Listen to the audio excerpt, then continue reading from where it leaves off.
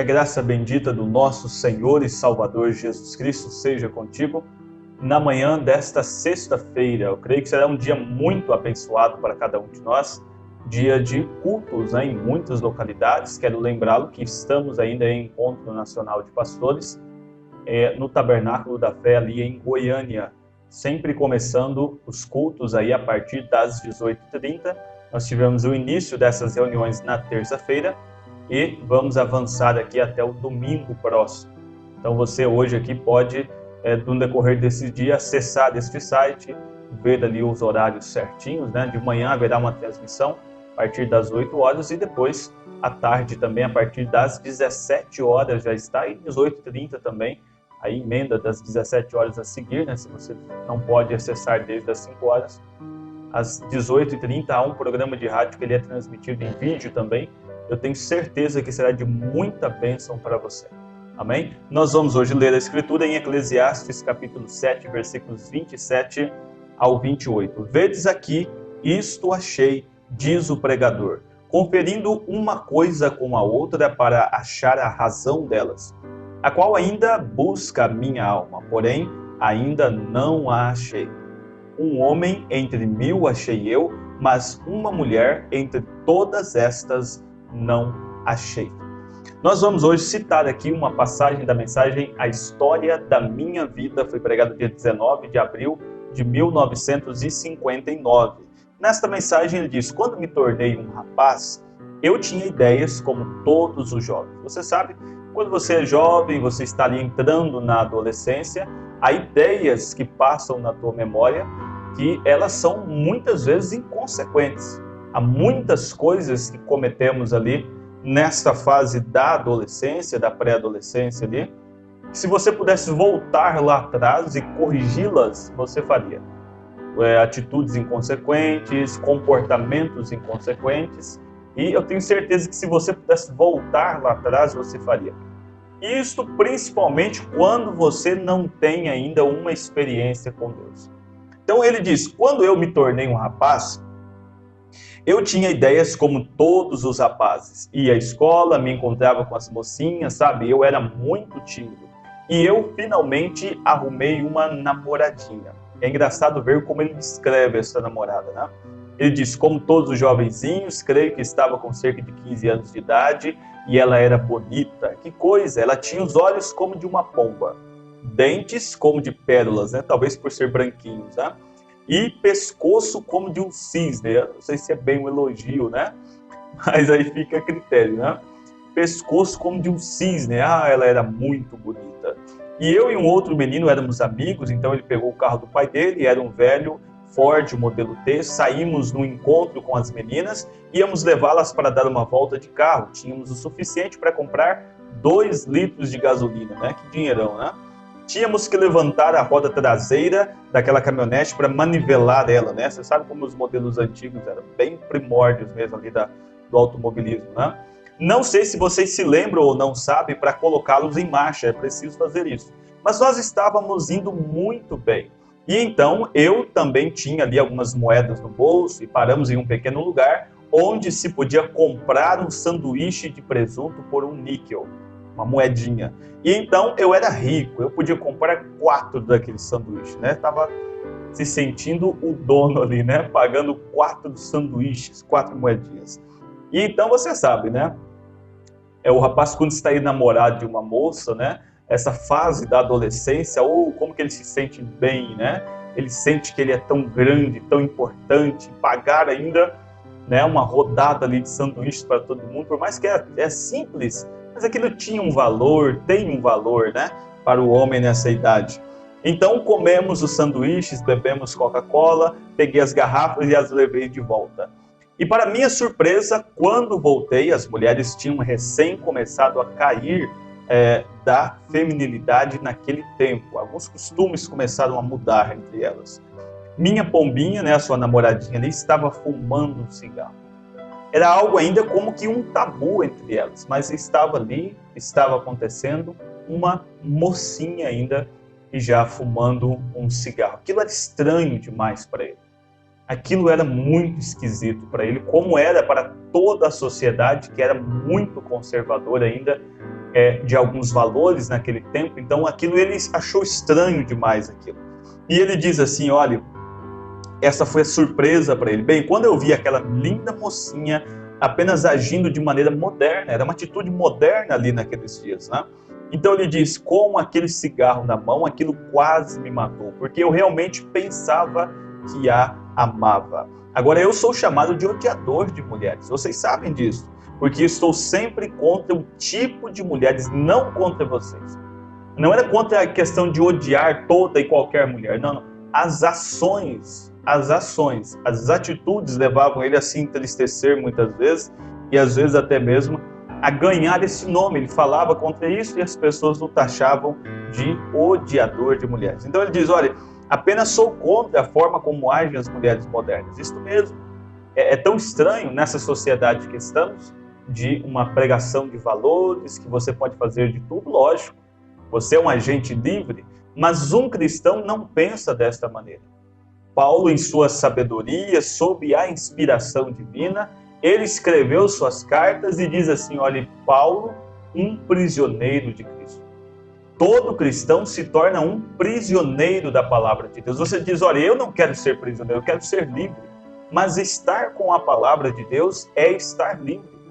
Livre da condenação que há de cair sobre esta terra, livre da condenação que há de cair sobre aqueles que não obedecem à palavra. Agora, quando você cumpre a Bíblia como a Bíblia é, você está livre.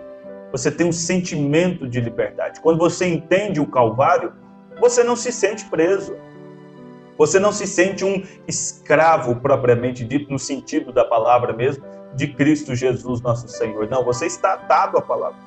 Você o ama tanto que não quer fazer contrário à vontade dele. Se você ama teu esposo, o seu esposo ama você, um está fazendo o gosto do outro. Os dois estão querendo estar sempre juntos. Assim é um cristão, quando ele ama Cristo, assim é Cristo para com você também. Cristo está sempre vindo ao meu encontro e ao teu encontro também. Há uma junção, há uma união, há um amor. Então ele diz, apenas sou contra a forma como agem as mulheres modernas. Isso mesmo. Boas mulheres devem fugir desta maneira. Não, na minha casa não aceito, quem manda na minha casa sou eu. Você nunca conseguirá ter um lar feliz assim. Nem a mulher, nem o homem. Não, aqui sou eu, a palavra final é minha, ponto final, acabou. Quem manda aqui sou eu. Há uma autoridade, há um respeito que a mulher, pela Bíblia, isso é a Bíblia, a mulher deve reverenciar o seu marido. Ela deve tê-lo como cabeça da casa, como alguém de autoridade, de respeito. E é difícil isso, nós temos dito às vezes aqui, é difícil encontrar hoje, são poucos, pouquíssimos. Se você o tem assim aí na tua casa, dê graças a Deus por isso, porque são poucos os homens que são realmente uma autoridade. Eles não ganham essa autoridade pela ignorância, não ganham essa autoridade pelo autoritarismo em si. Não, aqui na minha casa quem manda sou eu, ponto final. Não é assim. O respeito, as atitudes corretas dele, a condução dele diante das crises, dos problemas, coloca ele nessa posição em que a mulher não precisa, ela por si só reverencia ele. Ela o considera porque sabe, esse homem é um homem decente. É um homem honrado, trabalhador. Ele sempre me respeitou aos nossos filhos, não é aos meus, aos nossos filhos. Ele sempre foi um excelente pai para essa casa, um provedor excelente para essa casa. Então, ela por si só reverencia ele, não precisa ser ignorante, não precisa gritar dentro de casa, não precisa achar que é o rei da cocada preta. Não, são coisas que ocorrem naturalmente. Amém? Então vamos ao nosso assunto. Boas mulheres devem fugir dessas coisas modernas, né? Parece que há uma força puxando as mulheres para que elas governem o mundo, passando por cima da Bíblia. Esse é o ponto mais terrível, é que ao você pensar dessa maneira, você está indo em contradição com a Bíblia Sagrada. Ele diz, mas eu me lembro, quando meu pai ainda estava lá em cima, tocando o alambique, ele veio de uma família muito complicada, né? Eu tinha que estar lá puxando a água e outras coisas, e via jovens senhoras que não tinham mais do que 17, 18 anos de idade, lá com homens que tinham a idade que eu tenho aqui agora. Elas estavam bêbadas, e eles tinham que fazê-las ficarem sóbrias, dando-lhes café preto para que fossem para casa para fazer o jantar do marido. Ah, isso é tão esquisito naquele tempo. É ainda, né? Que situação. Eu gosto de sempre dizer isso para você, que às vezes você ouvindo diz assim, ah, mas isso é conversa de pastor, de crente. Né? Não, a sociedade em si condena isso. Imagine você, ou vai me dizer que você acha isso normal, se você olhasse a vizinha aí da tua casa, se você olhasse aí a sua conhecida, sabe, esperando o marido sair para trabalhar, então ela sai e vai beber com outros, e todo mundo vendo aquilo, e ela volta de tarde e finge que nada aconteceu, você teria confiança numa pessoa dessa? Não é desrespeitá-la, não é tratá-la como não, mas você não teria confiança nessas pessoas. Agora, a Bíblia vem prevenindo a mim e a você para nunca andarmos desta maneira. E Deus não nos quer desta forma. Muitas pessoas consideram isso extremista, consideram isso machista demais. Não, é Deus protegendo você de ser assim, de ser um escândalo, de dar essa decepção para as pessoas. Não, um verdadeiro cristão, uma verdadeira cristã respeita. Essa é a palavra-chave que move todo o relacionamento. Ela tem respeito. Respeito para com o próximo e respeito para consigo mesmo. Se você está preso a um vício, você está devagarzinho, você sabe disso, não é conversa de pastor, isso é a própria ciência nos mostra isso. Você está tirando a sua vida devagarzinho. Seu fígado está se acabando, seus pulmões estão se acabando, sua saúde mental está se acabando, você sabe disso. A ciência, eu sempre digo à congregação local aqui, você vai a um posto de gasolina ou a outro lugar, né? Eu sempre vejo nos postos de gasolina, você vai pagar ali no caixa, há ali uma propaganda de cigarro, está lá um pulmão preto ali, dizendo para você, olha, é isso, este é o futuro, que se você continuar com isso, é aqui que você termina. Então, não vem de pastores, isso a própria ciência está dizendo, da mesma forma o alcoolismo, da mesma forma e de um grau muito mais intenso, as drogas. Então, atente-se para isso, saia desta condição. Ele diz, olha, isso mesmo, eu apenas tenho que tentar prestar atenção a cada movimento hoje em dia para evitar que ainda continue pensando a mesma coisa. Ele vivia numa época ali que era muito novo, ele pensava, sabe, tantas coisas, ele ficava olhando para aquelas situações com as mulheres, não com um olhar bíblico como ele teve adiante, mas às vezes até mesmo movido ali de uma criação mais dura, mais rústica, né? E ele dizia, pensava coisas terríveis, e olha, como que pode uma mulher desse estado? É uma coisa terrível, não existe isso, olha, como é que pode viver uma pessoa dessa assim? Coisas terríveis. Então ele diz, olha, então, mas agora uma boa mulher, ele muda e diz assim, uma boa mulher é uma joia na coroa de um homem. Ah, é sim, esta deveria ser honrada. Como nós ouvimos aqui recentemente, olha, hoje eu sou feliz. Tenho alcançado hoje uma tranquilidade para minha alma. Não é bom saber disso? Ela deveria ser honrada. Minha mãe, minha esposa também, ali, essas mulheres, elas são amáveis. Ele não odiava as mulheres como as próprias diziam na época, né? Muitas irmãs que às vezes iam ali ao culto, vestindo-se indecentemente, andando com a vida toda torta. Quando ele pregava duro contra isso, elas odiavam ele por isso. Diziam, não, você não tem nada a ver com a minha vida, você não tem que tocar nesses assuntos, não, deixa eu viver do jeito que eu quero, a roupa que eu visto não te interessa. Muitas são assim e pensam desta maneira ainda. Agora, se elas amassem a Bíblia e olhassem para as Sagradas Escrituras, como você, minha irmã, me assistindo faz, elas tratariam diferente. Elas veriam que não é ignorância, não é ruindade, não é machismo, mas é alguém amando, cuidando para que você não erre, não fracasse, não tropece. Ele veio e diz assim, olha, eu tenho milhares de irmãs cristãs, as quais respeito muito, mas se elas podem respeitar a maneira que Deus as fez, num estado de mãe ou de uma verdadeira rainha, está tudo bem. Ela é uma das melhores coisas que Deus poderia dar a um homem, é uma esposa. Depois da salvação, uma esposa é a melhor coisa se ela for uma boa esposa. É a melhor coisa. O homem sente prazer de voltar para casa. Ele sente bem de voltar para o lar. Ele sabe que encontrará ali, sabe, um ambiente agradável para ele. Alguém que está somando junto, alguém que está contribuindo junto, os dois caminhando junto. Ele ama, ele fica um dia, dois fora de casa, trabalho ou algo assim, nossa, o coração dele fica partido. Ele tem aqueles filhos bem educados, aquela mãe é zelosa naquilo. um lar bem cuidado, bem guardado, ele ama retornar para a sua casa. Mas o próprio Salomão diz: agora a mulher rixosa, aquela mulher que não sabe edificar um lar, aquela mulher que destrói um casamento em vez de construí-lo, ela é como uma goteira pingando. Já imaginou você dormir com uma goteira pingando? Já imaginou que cenário? Falamos aqui isso há poucos dias atrás.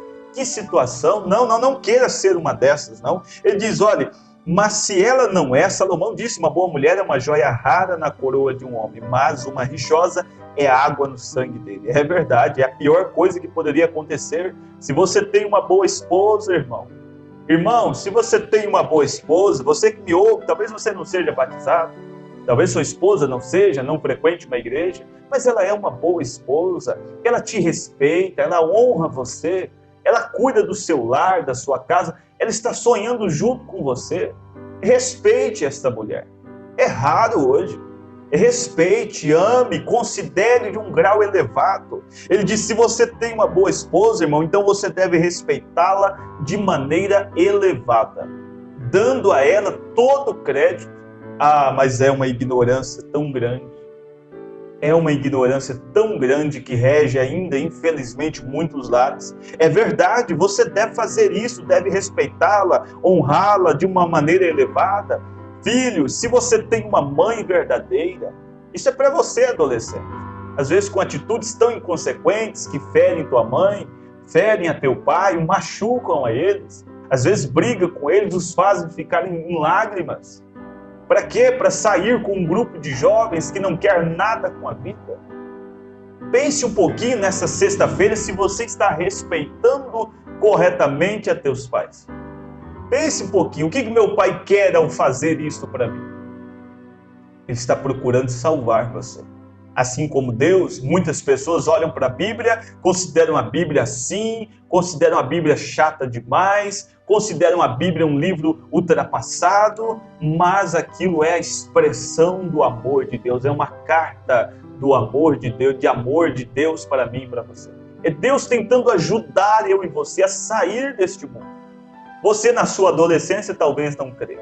Você precisa sofrer ali, perder pessoas queridas, às vezes enfrentar situações terríveis para daí pegar uma Bíblia, ler e descobrir que a Bíblia não era chata, a Bíblia estava precavendo, protegendo você, salvando você de problemas terríveis. O jovem que passa a sua adolescência na presença de Deus, ele é um jovem bem-sucedido. Ele é um jovem com a mente no lugar, ele é um jovem que dará amanhã ou depois, um bom pai de família, uma boa mãe de família. Ele viveu a sua adolescência respeitando a Bíblia, não forçadamente, mas ele amou as Escrituras. Ame as Escrituras, faça desta Bíblia a sua fiel companheira, faça desta Bíblia a sua fiel amiga. Ele diz: olha, filho, se você tem uma verdadeira mãe que fica em casa e tenta cuidar de você, mantendo suas roupas limpas, te mandando para a escola, ensinando a respeito de Jesus, você deve honrar essas dóceis e bondosas mães com tudo que há em você. É tão difícil achar uma mãe hoje que encontre um tempinho para pegar uma Bíblia, para ler com seus filhos. Todas elas amanhecem no WhatsApp. Estão na internet desde cedo, estão ali, não há tempo para os filhos, sempre alguma coisa, tem que assistir alguma coisa, tem que ver uma novela, tem que ver alguma coisa, tem que conversar com os vizinhos, tem que conversar com todo mundo, mas não tem tempo para os filhos. Muitas são assim, mas a você, eu creio que você é diferente. Eu creio que você me ouve, você que me ouve é diferente.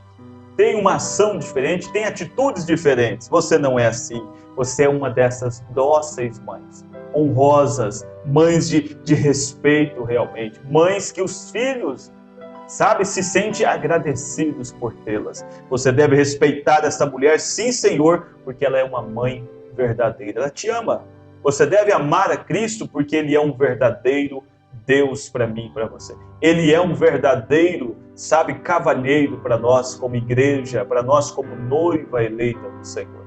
Ame ao Senhor Jesus acima de todas as coisas. Vamos orar? Querido Deus e eterno Pai, toma, Senhor, cada um de nós sobre teu controle nesta hora. Que as pessoas que estão enfermas possam ser curadas, os que estão aprisionados venham ser libertos. Deus. Este é o meu desejo, esta é a minha oração, em nome de Jesus Cristo.